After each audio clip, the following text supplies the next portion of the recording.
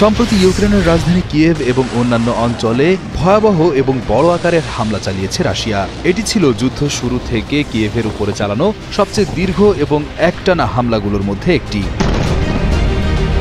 গত 28 সেপ্টেম্বর রবিবার ভোরে রাশিয়া এক রাতের মধ্যেই 600টি ড্রোন ও ক্ষেপণাস্ত্র নিক্ষেপ করেছে ইউক্রেনকে লক্ষ্য করে।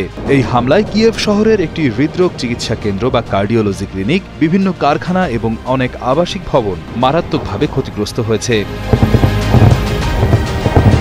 ইউক্রেনের প্রেসিডেন্ট ভ্লাদিমির জেলেনস্কি জানিয়েছেন, এই আক্রমণটি টানা 12 ঘণ্টারও বেশি সময় ধরে চলেছিল। দুঃখজনকভাবে এতে কমপক্ষে 4 জন মানুষ মারা গেছেন এবং আরও কয়েক ডজন লোক আহত হয়েছেন। তবে ইউক্রেনের সেনাদের দাবি, তারা সাহসের সঙ্গে এই আক্রমণ মোকাবেলা করেছে।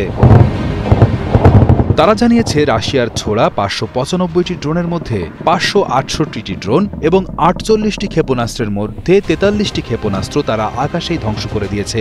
তাদের এই আকাশ প্রতিরক্ষা ব্যবস্থা যদি সক্রিয় না থাকত, তাহলে ক্ষয়ক্ষতির পরিমাণ আরও অনেক বেশি হতে পারত। এই হামলার তীব্রতা এত বেশি ছিল যে ইউক্রেনের প্রতিবেশী দেশ ন্যাটোর সদস্য পোল্যান্ডও চিন্তিত হয়ে পড়ে। নিরাপত্তা নিশ্চিত করতে পোল্যান্ড তাদের দক্ষিণ পূর্বাঞ্চলের দুটি শহরের আকাশসীমা সাময়িকভাবে বন্ধ করে দেয়। শুধু তাই নয়, বিপদের আশঙ্কা দূর না হওয়া পর্যন্ত তাদের বিমান বাহিনীর যুদ্ধ বিমানগুলোকেও আকাশে টহল দিতে হয়েছিল।